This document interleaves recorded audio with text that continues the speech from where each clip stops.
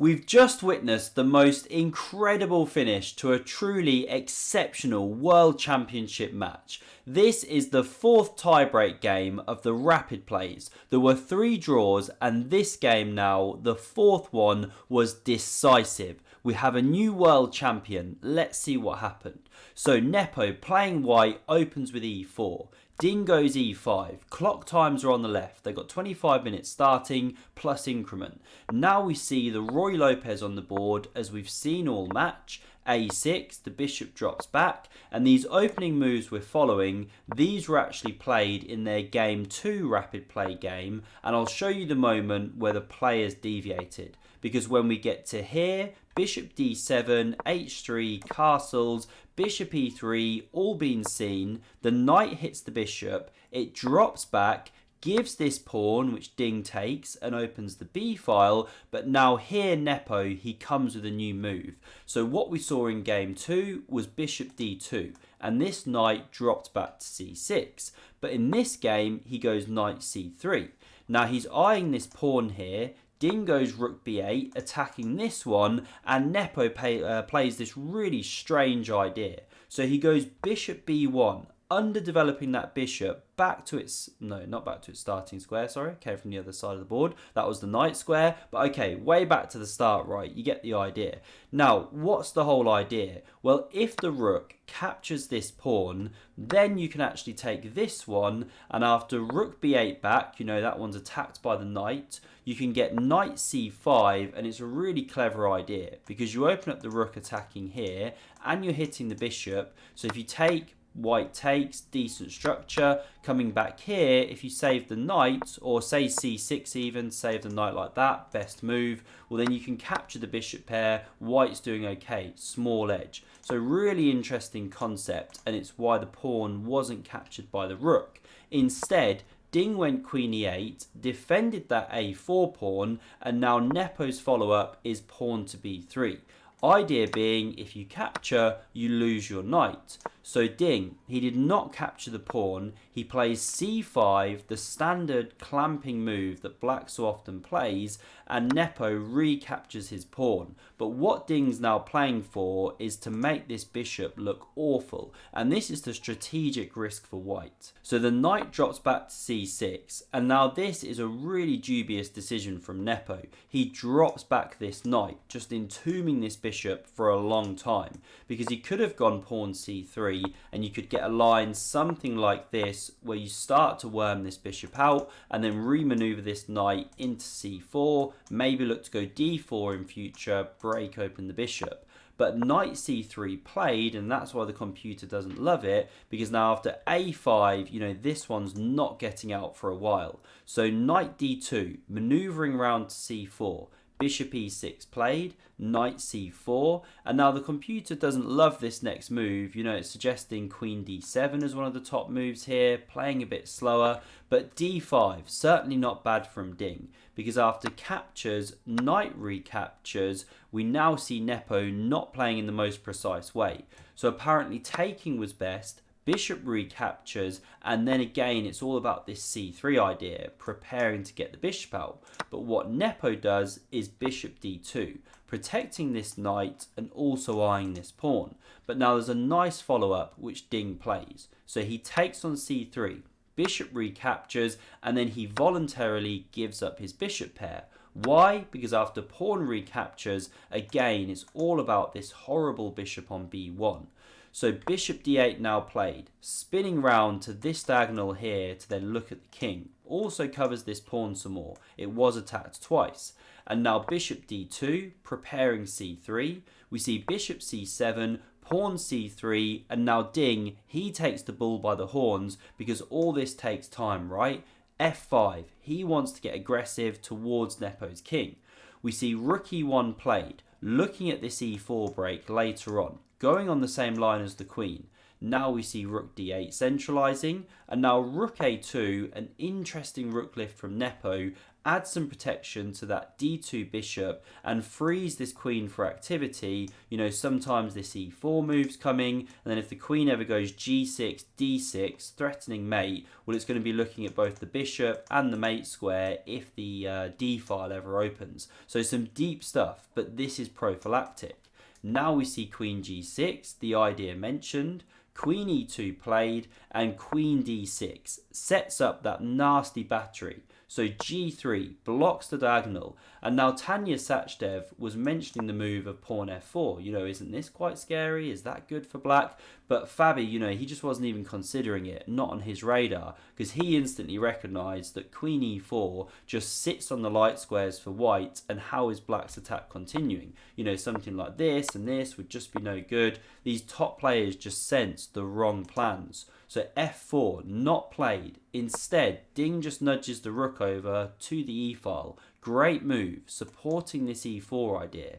We get queen f3, provoking e4, and now it does come on the board. And it's so interesting because it makes so much sense for black's attack. The knight is now coming to e5, and that's exactly what we see. But at the same time, this bishop finally comes to life. So it's very double-edged, just a really interesting position. And after the queen drops back, we now see Ding jump this knight into d3, and Nepo quickly chops that one off the board. So he has given back that bishop pair, but finally got rid of this awful piece that was sat on b1 for so much of the game. E takes on f5 now played. Now it's a really scary position for black on the one hand, because after the bishop recaptures, you're 2 pawns down. But Ding takes on c4, hits this rook, it saves itself. By the way, rook d2 was the computer's preference, but it looks weird, giving this pawn, although it can't technically be taken straight away in good circumstances. Won't go down that rabbit hole, but that's why the question mark there. But now, rook takes on f5 played, and the material is restored. So we see bishop d2 re-entering the game, heading for this square. Now pawn h6 gives the king some room. This queen came to c6, hits the bishop. The rook now drops back, and this is where the clock starts playing in the game, because Nepo's got 10 minutes, Ding 3. So rook e1 now played, threatening to invade. There's some nasty stuff going on. In some lines also the bishop's crashing through here to rip open the king. So king h7 played, and now bishop e3 eyes that c5 pawn and offers to swap it for this one. So we see bishop e5 on the board, attacking this pawn, and Nepo now, he could have simplified, but this is where the clock is just coming into play. Something like this should be a drawn endgame, equal material, even though this is a passed one. But coming back here, Nepo decides not to simplify. He goes queen to e8. So he hits that rook on f7, also hits the bishop on e5, and now Ding plays a very brave move. So he takes this pawn on c3, walking into this pin. How are you going to get away with this? Well, here's his idea. He first goes rook to f6, an important move because the queen was overloaded, protecting both pieces. And now after queen d7, threatening to come back here and then c2 and pick up that piece, and you can't move it because it's pinned. Well, this is where Ding finds a brilliant move. He saves the bishop using tactics, queen e2 played. Double exclam, because if you capture this one, then there's check, the king goes, you pick up the rook, and that's a winning endgame for black. And after this queen e2 move, Nepo was shaken. He'd missed this idea from afar, and suddenly he's got to now go on the back foot. So he goes queen d5, bishop b4 now played, holding the pawns, and it looks like you're walking into a perpetual. We get queen e4 check, king g8, check, check, king comes back, but this is where Ding, he gets brave, even with less time. What's the clock situation now? It's evened up quite a lot. And he goes rook to g6, keeping the game going. Queen f5 now from Nepo, so he's supporting h4, h5, not letting black push on with their h-pawn. And now c4 from Ding, h4 on the board, and you can see the eval bar plummet. The computer doesn't love it. Coming back here, it wanted queen f4, but not an easy kind of passive defense to adopt. So instead, h4 played, but now queen d3 is excellent from Ding. offers those exchanges of queens, and now Nepo, he cannot afford it. He has to keep them on the board or the end game is lost. So rook f6 hits that queen. We get queen g4, pawn c3, and now rook d1 drives away the black queen, but again the trade is offered and Nepo just can't afford it, so he tries queen to c8. What's his idea? Well, if you push on with c2, then he's going to invade with the rook, start threatening some checkmate ideas. Now, you can move the queen and escape those, etc., but why go into all of those tactical complexities? Ding instead, he hits the queen, drives it away, and then offers the rook exchange. He doesn't want to get checkmated. His pawn should win him the game in the long term. So the rook captures, the queen takes back. Now we get a check. The queen blocks, queen c4 played, coming behind the pawn, and now queen b1 check, king h2, a4, Ding starts running that one, and bishop d4 from Nepo. An excellent idea, trying to create counterplay against this king. And after a3 now from Ding, he succeeds in generating the counterplay. So if Nepo had found this move of bishop takes on g7, not easy to spot, then the game should technically be a draw. Because after the king recaptures, this is actually leading to a perpetual, or so my trusty assistant tells me, right? You know, if you ever march the king into g4, then this is actually checkmate, so you can never go that far down the board. And okay, if you keep moving back, you keep getting checked. And this queen is too far away to actually intercept those checks, but really not easy to see. And by the way, if you don't capture the bishop, you know, say you just keep pushing the pawns, well then the bishop retreats and you're actually threatening checkmating ideas.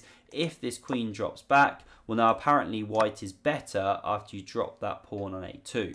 So this was the shot for Nepo, but he misses it. He goes queen c7, threatening checkmate, but now queen g6 blocks that idea. And although the queen can come back to c4, keep an eye on this pawn from pushing to a2, well this one can now advance down to c2.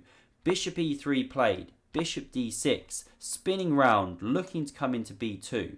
We get king g2 on the board. Why? Because Nepo wants to go h5, decoy the queen, then take the c pawn, but he doesn't want it to drop with check. And that's why Ding now goes h5. He stops this idea from Nepo. King f1 now played, bishop e5, pawn g4. Again, you can see why king f1, preparing this move, but it's just desperation now from Nepo, because now the queen jumps into f5, stays with this pawn on c2. We get queen d5, g3 on the board. This one advances to f4.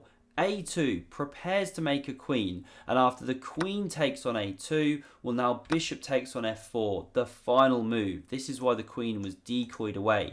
Now you can capture, not lose your own queen, and here Ian Nepomniachtchi resigned. Why did he do so? Well, whatever you do, you're losing the game. I mean, this bishop's about to drop, right? Say you capture, we recapture with check, king g2, and you can simply make a queen. And every line is just similar to that. And this was the moment that Ding became the world champion. Just exceptional, and congratulations to him. Heartbreaking.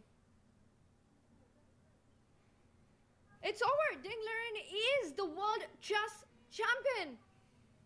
Wow. He has made history as the first Chinese player to win the world championship. We see handshakes there. Ding is overtaken by emotions. He isn't able to leave the board. And for Ian Nepomniachtchi, a heartbreaking moment there. He leaves the hall. This has been a fight of courage, of grit and determination. And all of that has paid off for Ding Liren. Take a moment and admire Ding right now.